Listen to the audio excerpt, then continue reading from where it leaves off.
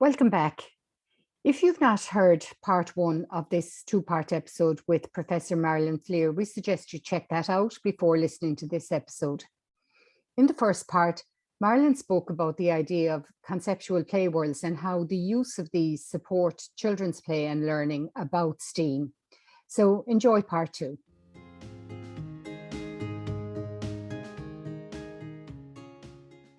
You mentioned a couple of times about having the resources in the environment as well, like the props that you mentioned in Rosie's Walk and the pots and pans with the possums with the younger children. Are those materials also available then for the periods of child initiated play? Can they go back to the conceptual play world when they're playing more, in their own, we'll say, free play? Oh, absolutely. And in fact, I actually analysed when we did we did another beautiful conceptual play world with educators. This was with 4-year-olds, and we were we actually did. I mean, part of the idea is to always have those materials available as props. The props become pivots that hold the story. They have meaning. So, in my case, there would, that when I was doing Rosie's Walk, I just got materials from around the house. A little bit of fabric to represent, cut it out into the shape of a pond. So it was a little bit of velvet, which holds no meaning other than a piece of fabric. But because it was symbolic of the story, it meant that putting it in the environment gave meaning to that if the children wanted to do that. But of course, the children add to that, because then when they make their maps, they have the maps with that. They might take them over to, and this is what we found, was that traditional areas like the block corner and the home corner and all the different spaces in a centre, which we know can sometimes lead to some gendered ways of playing, particularly in child-initiated play, because children bring, they see things, on TV, in movies, even in books, even in beautiful books. They're still can still be very stereotyped, and they sometimes bring those kinds of experiences into their child-initiated play. What we found was, when we did the conceptual play world, that because it just requires everyday materials which are symbolic of the story, and the children add to it, they add their own creations to it. So that, if they make rockets to add to the story, then the rockets become part of the toolkit of that story. And what we noticed was that in the child initiated plays, the first thing we noticed was that the props gave the support for beginning the play, and children could add to it. But what we did notice that the complexity of the play wasn't as deep as it was when the children were all playing together collectively with the adults, because the adults, they weren't taking over. We have some special ways of discussing the adults' role, which I'll tell you about in a moment. But the adults don't take over. The adults create the imaginary, they support the imaginary structure, if you like, but it's the children who own the story and take it and become the characters and want to help, and they come up with the solutions. So in the supported environment, the play gets very complex and very deep. When the children are playing in child-initiated play, what we've noticed is there is still some really rich things where you see the story being reenacted, but it doesn't go quite as far. It doesn't. It's how do I describe it? It's kind of like it stalls is the word. So it goes to a certain point and then it stalls because it needs that little, like when in the real world, children of all age groups play together. And so the play doesn't stall because there's always somebody who's a more experienced player. But when children of the same age are together, it's really hard because they're all similar. I mean, all children are different, but they are, in terms of the imaginary play world, they're bringing a similar set of experiences of imagining. And so what we've learned through our research is that it really matters that the adults are there just to help. So they don't have to take over, but they can help.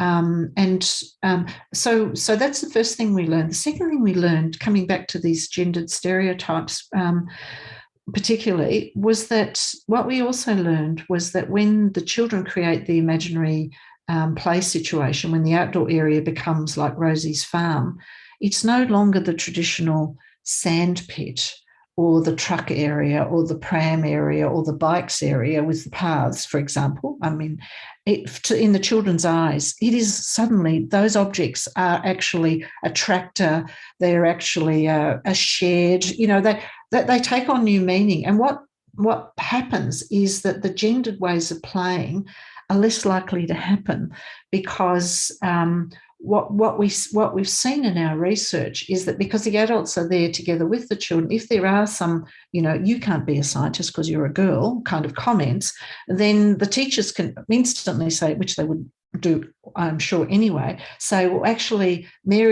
she's not just a scientist, she's the chief scientist today. So repositioning, which when the children are in their child-initiated play without the adults, if you like, being so closely in tune, then those digressions or indiscretions emerge much more.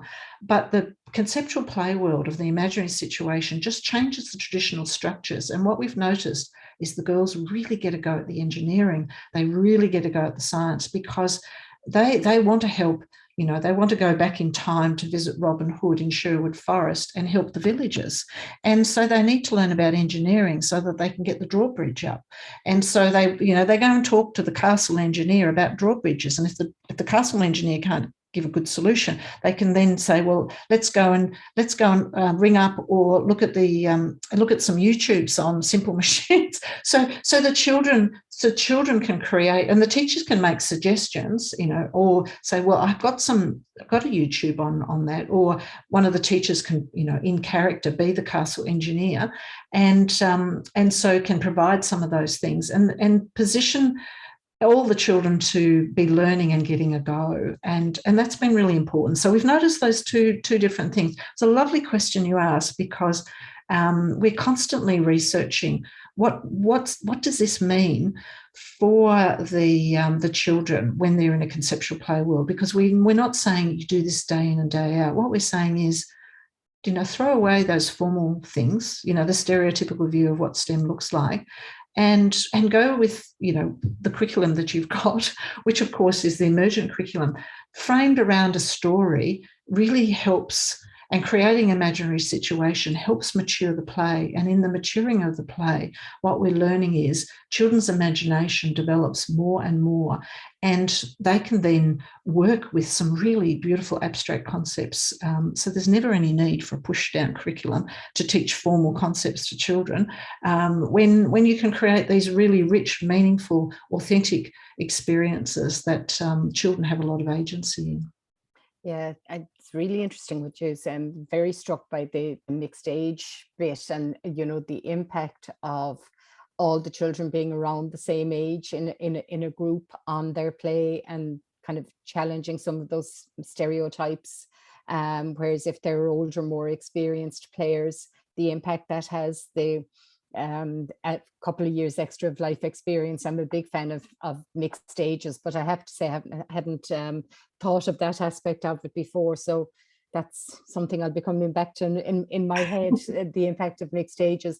You mentioned a few minutes ago about the role of the adult, and you mentioned some of those aspects about, maybe entering the play as the chief engineer, or, the challenging comments that not only is Mary a scientist, she's the main scientist here.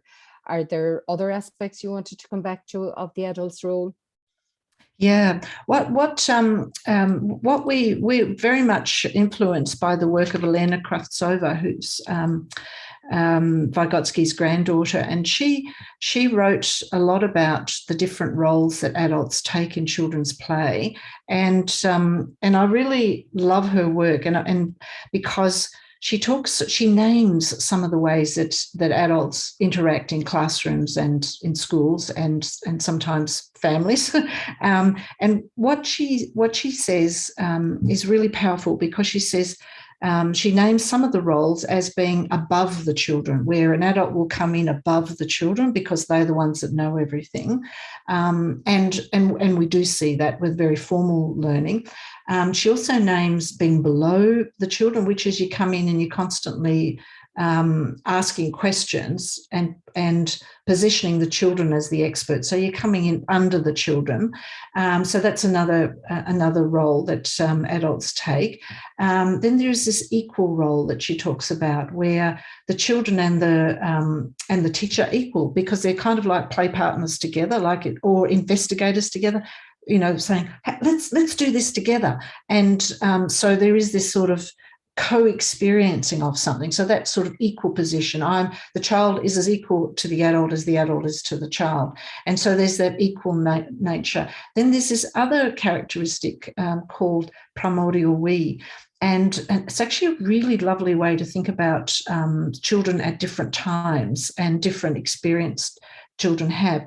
And that's where it's almost like the child and the adult are together, joined by the umbilical cord still. And it's where it's like, she used the example of holding the baby and saying, I'm just cooking, I'm turning, I'm stirring the pot now. And even though the baby can't really understand what's going on, they're hearing the language, they're part of an experience, they smell things, they feel things, the warmth and the odours of the cooking, etc. But it's this notion that the adult is in some ways walking with the child and being with the child, doing things that they can't yet do, but the child is included. So they're not just left on the floor, they're actually with the adult doing things. And she calls that primordial we. And all of those positions, and there's another couple, but I'll just talk to those. But all of those positions are really important because when we think about how we interact with children in the play world, when we jump into these imaginary play worlds, these conceptual play worlds, then sometimes we've got to think about if there's two adults, because often in Australia, I imagine in Ireland as well, there's usually at least two adults in a room with children. And so what Elena Kraftsova argues is that in a family context where there are multi-age groups, in essence, very older and very young, all together, what she argues is that different people will be different experts at different times. So the child might be the expert in how to work the remote control because grandma hasn't quite worked out how to change channels yet, or the mobile phone's probably more contemporary, shall we say. And then there'll be times where dad's the expert in, special spices that they, can grind and add to the meal. So different people in a family have different levels of expertise at different time. And if you want help with something, you go to them. Now, when you take that to the educational setting, when we're working with children, you can have two adults who can actually model some beautiful question asking, for instance. So something's happening in the play world and one adult might take the below position and say, oh, I can't remember what we did the other day. Does anyone remember? So they're in the below position. And then the other adult might say, in the together position, with an equal position with the children, let's see, can we remember all the things we did the other day that can help, this other teacher? And then that teacher supports the children together to share what they were learning or what they were doing that has relevance for that moment. And then other times the adult can, this is not just the two adults, it's also the children. So the children can be in the above position because then they are the lead scientist, and that the adults and other children might be together asking questions. And this is where adults can model a whole lot of things within the imaginary play situation in meaningful ways, and they can amplify things. They can go, oh, I'm so surprised by that. I hadn't expected it. Or I wonder what went wrong, and early childhood educators do that really, really well already in the imaginary play situation when it's not scripted, but it's being aware that, one might say, today I'm going to take the under position, and the other teacher might say, well, I'm going to take the equal position, and Mary's going to be the chief engineer in the above position. And that might be just before they enter in, because they might have said, it really worked well yesterday. Mary was, or it didn't really work very well yesterday because Mary was positioned, as not being able to do anything, and we want to change that. And so you do things like that. But the primordial we one's really important too, because sometimes children just want to be in the environment, enjoying this experience, but they don't quite know yet, like especially younger children, don't quite know yet how they might initiate something. They just want to enjoy it. So they sit in the lap of the educator and they're in the primordial we position. And the educator might say, shall we go and visit the castle engineer together? And in this particular example of Robin Hood, one of the children who felt anxious quite a lot said to the teacher, I want to be a dragon in this story. I'm going to be the dragon, but didn't ask. I'm going to be the dragon. And then said, and the teacher, who knew this child felt anxious, said, well, I'll be the mummy dragon. Shall we be mummy and child dragon together? And this then set the tone. And every time the child needed extra support, the child would say, I'm the dragon, which was, come and help me. Or if the teacher realised that the child needed more support, I'm the mummy dragon. Do you want to be my baby dragon today? And of course, the child decides if in case they got it wrong. But it's this taking on these different, thinking through the work that we already do. But this naming is very powerful because our work is so complex in early childhood, and we don't always have all the concepts or the names to explain these really important nuances of the work we do. And when we have it like this above, below, equal, primordial we position, when we have that as in our toolkit, it's very easy to talk to each other quickly about how we might interact in that situation. Yeah, look, the primordial we sounds so nurturing, and such a supportive way, and then sometimes the below. Sometimes we can kind of go into that as this kind of maybe silly questioning, but doing it in a more authentic way. I remember somebody one time saying you should never ask a child a question that they know, and that they know the answer to. But the way you describe it is, it's a more authentic way of being, rather than that, kind of flashcards. What color is this? What color is this? Kind of below. Pretending to be below, if you like. So I suppose just before we start to wrap up, Marilyn, we've talked about preschool children and infants and toddlers. Some members of Early Childhood Ireland have school age childcare. So this would be, kind of after school or before school. Have you thoughts about supporting STEM with older children, maybe within primary school, but also after school in group setting? Yeah, fantastic question, Moira, because we've been worried about the schoolification that's happening in a number of countries, and in Australia. There has been an interest in bringing play into the primary school sector, but there's been there have been some models of play, and I won't name them, but there have been some models of play that schools have adopted, formally adopted, entered into contractual arrangements, and then found that the children's achievement standards had plummeted, and this sent a really negativity about play in schools, and even now administrators, they sort of, if you mention play in schools, they get worried that because they keep thinking standards will fall, the kind of arguments, but then also justifies administrators making things more formal rather than actually making them more playful. So we were really interested to explore how this model works in schools, because we think it's a very powerful way to stay with achievement standards that are, that the teachers are expected to work towards, So I've just this week been wrapping up some research around this area where I've spent quite some time analysing, and this week really trying to flesh it out. So this is hot off the press and hasn't been published yet. But we worked with teachers, experienced teachers, very experienced teachers, and teachers who are familiar with the conceptual play world. And we worked what we call it as an educational experiment. So we worked together, researchers and teachers as collaborators, on this problem of how to make schooling more playful.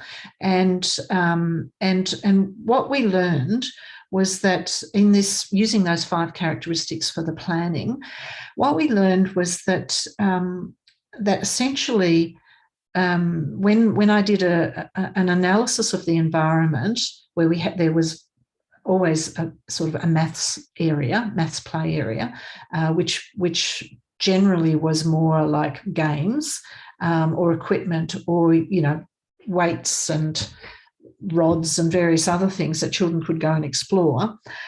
So that was kind of the maths play area. But then we also ran at the same time the conceptual play world, and it ran all term, the whole term, the 10 weeks. And the teachers and the researchers came together once a week to reflect on what had happened and plan for the following week, and which they would normally do anyway, but the focus was how to make the learning more playful. When I analysed what the teachers were doing over the 10 weeks and what the children were doing, and compared it to the maths play area, what the first thing I noticed was that when you put materials out, or you set up a one-off activity, such as, and I'm just looking at my paper here in front of me now, such as, comparing, so the achievement standard might be, and I'll read you what we've got in our achievement standard. By the end of the foundation year, students make connections between number, names, numerals, and quantities up to 10. Students count to and from 20 and order small collections, etc., etc. And then there's many others, of course. But what I noticed was that in the play area, the activities that were there with the materials and things, they all began with the concept. So it was all about the number.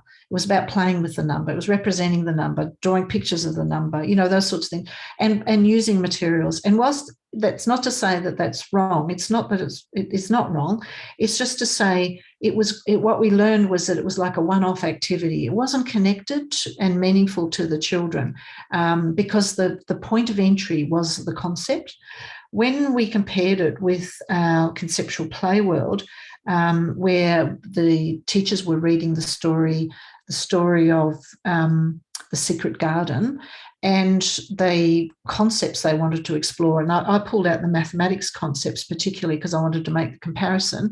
The problem that arose was much, much more interesting and personally meaningful, because the children would enter the secret garden. They had a key, and then they'd go, and there was the play problem was that in visiting the garden, they were talking about all the things that nourish gardens, etc. But because they wanted to take it to the next level, they talked about, we want, from the science point of view, what's the relations between the Earth, Moon and Sun? So as one of the curriculum goals in science.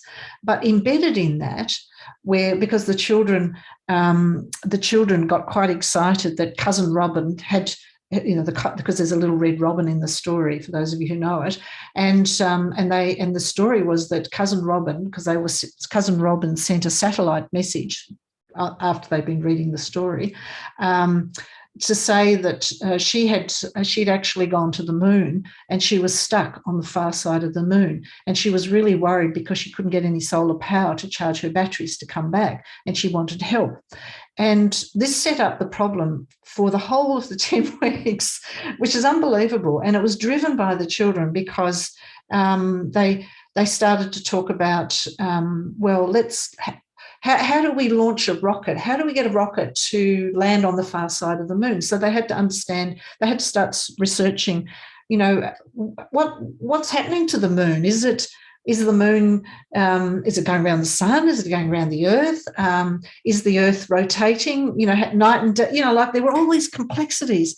And then they had to draw problems to do flight paths and things. So they drew what they understood, and they tried to work out how to launch the rocket.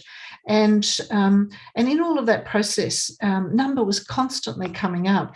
But what was, and they, of course, they simulated, going to NASA, and they had certificates for going to space training. So they had to design suits, look at the sizing of the suits and the measurements, and et cetera, et cetera. Now, I know it sounds like a project, but it's more than a project, because the children wanted to save cousin Robin, who was stuck on the far side of the moon. And it was so exciting that, the children were just alive with excitement, and their maths was authentic and meaningful. So starting with the problem, a play problem, that's jumping into the story, but then going further, means that the mathematics is there for a purpose. And it's not just for a purpose. Week after week, the children are revisiting, they have to count. They've got their countdown, 10, 9, 8, when they're playing out, and they go and pretend they're climbing up on the climbing front, in spontaneous play. They're constant, and they're looking at sizing because they're putting on their suits and so on. So there is this really, for school-age children, this real excitement to have those concepts, not just, 1 week we do number, and then we do measurement, and then we play with mass, we've got all the scales out. And whilst that's okay, it's much more exciting to be talking about, well, how come because the children, what they eventually did was program on a NASA website, which is for children, their rocket launch. So they play, and of course it didn't work because they had too many boosters and too much fuel, and the mass meant it didn't launch properly, it exploded. So they had to then problem solve what went wrong, and they talked about, well, how many boosters do we need, or how many tankers of fuel do we need to fill up the boosters? So these are the sort of examples of the conversations the children were having, and then researching to learn more. But what was really powerful was that the teachers in this, they really, and I'm looking at my notes again, things really changed for them, because first of all, they recognised, they came to this knowing that play was important for this age group. They talked about that was incredibly important. So, but what they also talked about, and I'm just trying to find it now, is that they talked about how schools are places of control, and that you have to let go of this control if you're going to create a playful environment. And in creating that playful environment, the teachers said it was fun. We have to control, the traditional curriculum. We've got to control the environment, we've got to control the learning, we've got to control the curriculum, we've got to control the children. And I said, no, but here, the children are in control. The children are in control of their own learning. We're supporting that process. We're making suggestions for, more research, and we're creating more drama. So towards the end, the drama was escalated even more, because one of the teachers said, she said in character, because I was sitting on the mat reflecting on why their rocket launch hadn't worked, and she said, this morning, I'm sorry I was late this morning to school, but it was because I took a phone call from NASA. NASA's been looking at our plans and knew that our simulation wasn't going to work, and has made some suggestions for us. But she said, but we have to do this really urgently, because I also got a message from cousin Robin to say she was down to 18% oxygen. And so we've really, and so she amplified the immediacy of and the children were going, we've got to save cousin Robin. Okay, 18%, what do we do? And so they were all so enthusiastic, and the teachers were so enthusiastic. The families were over the moon. They literally, they were just so excited that these children were so engaged in STEM, and the girls in particular, because, the social problems matter to all children, but they really matter to girls. And this was about saving cousin Robin, and later on Colin, who also went up there without going to space training camp, which the children had all gone to. So they were all going to growl at Colin when they finally found him on the other side of the moon. So one was on the far and one's on the near side of the moon. So, and then if you think about, well, all these concepts in the foundation year of school, you know, the children are not just revisiting them with meaning each week. They're actually using them for a purpose, a social purpose. And because of, and we know that there's huge connections with engagement and emotionality. If children feel emotionally connected with something, they remember it. It really is embedded. And there's enough research that now says that that really matters. So that's why this drama within the play worlds is so important. And it's so different to a project, because a project can be about learning about things in school, but to actually have the excitement of the drama and the children having the control of the learning, with the teachers working madly in the background, thinking about, you know, okay, they've responded like this, what do we do next week? You know, and the reflections that the teachers did were transformative of them as professionals. So it was a win-win all round. It did take more planning because they had to think about the children at a way that they hadn't had to think about before, but it was really exciting. So, you know, you can do it in school, you can do it with preschoolers, you can do it with infants and toddlers. And because it begins with a play problem around an imaginary situation, but in that there is it's just a framework for that, and it carries, it's like its skeleton. It carries the narrative and the story, but the flesh on it is the children and their ideas, and they direct where it goes, and the teachers guide it so that we can essentially play-proof our kindergartens because they're learning so much. That control bit is, you know, if you can just learn to share the control and trust the children. And Ash there talks about confident and competent learners.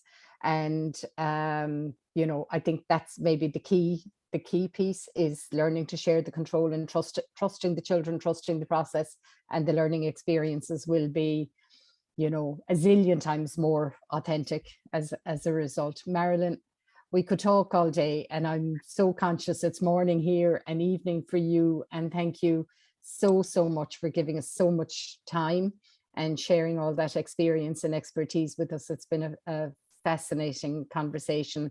Thank you so much. Oh, it was my pleasure. And if anybody is interested to follow up on anything that we're doing, we have a website, and we also have self-paced professional development that teachers can, and we've got examples of everything I was talking about in little videos to show people, and a free app that you can download. So there's lots of resources to support anyone that's interested in giving it a go.